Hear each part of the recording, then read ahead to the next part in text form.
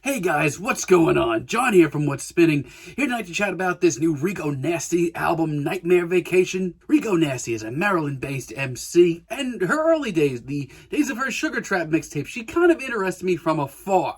But following a string of some really great features, her 2018 mixtape, Nasty, really caught me off guard. Spoiler alert, in modern rap and hip-hop, I need personality. I crave it. And Rico had absolutely personality. She had personality to spare. She oozed it. That alone made Nasty a serious treat for me, especially towards the time of the year it came out. However, I did see that there were some weak spots on the album. She did fall off at points, but she definitely did put me on notice. Now, personally, her 2019 mixtape, the anger management tape with Kenny Beats, I thought this mixtape was a whole lot less one-dimensional. This was influenced by hardcore hip-hop. It was very raw and aggressive and wild-eyed. My only real issue was I craved more. I mean, Rico at this point had put out a handful of mixtapes, but I was really craving one that I could dig my teeth into for a good chunk of time. And to be honest, from a distance, this seemed like the album to do it, because I've been loving these new singles. Let's chat about this thing. This album starts off with Candy, and for me, this is right where I wanted it to start. It's wild and eclectic, and I really love just how aggressive Rico comes off here. Her personality and flow is just so entertaining. She has become a real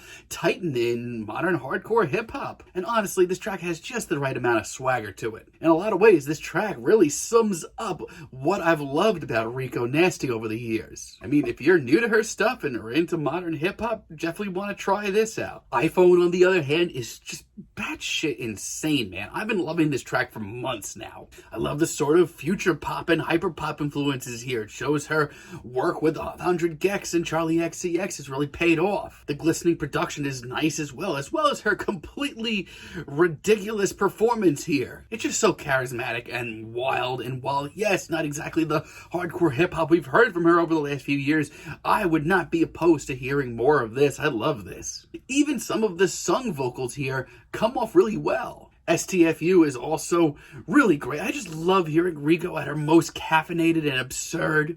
Her verse here is practically cartoonish. It is that over the top. But it's also incredibly likable and exactly where I thought she would be right about now. A+. I have a lot of the same feelings towards OHFR. It's just this sort of overly aggressive track from Rico Nasty that I've been enjoying for years now. I love how braggadocious this gets. She's got such swagger once again, and honestly, her wordplay has never been better. She's just so sure of herself. Yeah, this is the monstrous performance I wanted to hear from her right now. Now, I will say this. I think Rico can still grow a little bit. There's a couple of tracks here that miss the mark, are a little bit too run-of-the-mill for me. For one, Check Me Out, just not my cup of tea. Look, Rico's style is great. I love how gritty and raw her vocals come off at times. But this track just kind of tells me she's trying a little bit too hard. I'm also just not into the beat or the production here. Girl Scouts is one of the biggest heartbreakers here. Some of the pop culture references on this track and the wordplay are actually some of my favorite years. From a writing standpoint, this is great. But the production is sloppy. I'm not a fan of the beat at all. And honestly, Rico herself just doesn't sound like she's 100% into this. I have a lot of the same issues with No Debate. Once again, not super crazy about this beat.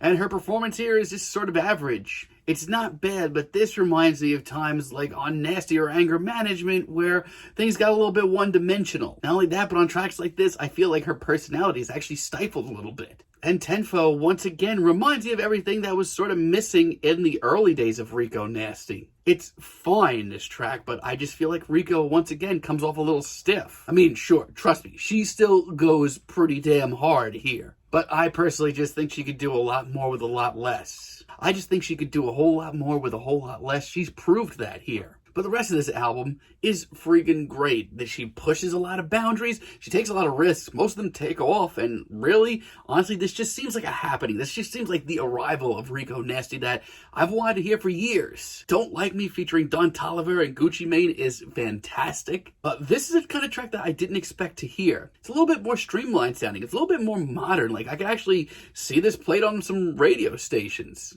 Don't get me wrong, though. Rico still sounds like an absolute outsider to these genres. One that's completely oozing with personality and has tons of quirky bars. But Don Toliver sounds right at home, and Gucci Mane's contributions are actually fantastic. Back and Forth featuring Amine is another really great treat here. There's a lot of really really interesting surprises on this album. Amine's very strong year continue. I mean, he brings this sense of coolness to this track that I didn't see coming. And you know what? In a weird way, these two have some serious chemistry. It's even cute at times. But not only that, but it just shows how much depth Rico Nasty has. She can try some new things. She can push out a little bit. She can really take in some new sounds and nail it. Let It Out, on the other hand, is seriously wild. We almost get an industrial type beat here. Rico, is seriously just fearless right now. And her very frantic, frazzled performance just kind of lives up to the sound of everything else going on around her. It's loud, it's abrasive. I just feel like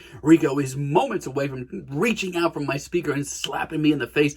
Really into this. And you want to talk about surprises?